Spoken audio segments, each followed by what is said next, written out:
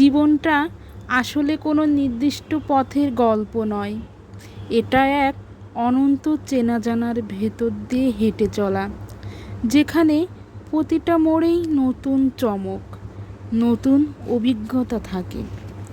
কখনো দিনগুলো রাঙিয়ে ওঠে রোদের মতো হাসিতে, আবার কখনো ভেঙে পড়ে অঝোর বৃষ্টির মতো চোখের পানিতে। তবুও আমরা হেঁটে যাই, কারণ জানি এই মিশ্রতাই জীবনের রং।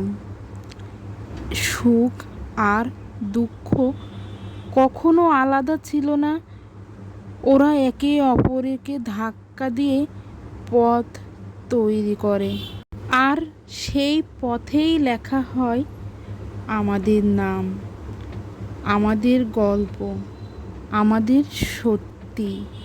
একাকিত্বটা খড়খড়ে দুপুরের মতো, মরুভূমির চোরাবালির মতো, সাগরের উত্তাল ঢেউয়ের মতো, নিস্তব্ধতা রাতের মতো। একাকিত্বটা আসলে ভিড়ের শব্দের একা হারিয়ে যাওয়ার মতো, চিৎকারগুলো নিঃশব্দ হওয়ার মতো। মায়া আর ঘুণ পোকা সমান, দুটি নিঃশব্দে গড়ে ওঠে ধ্বংসের পথ।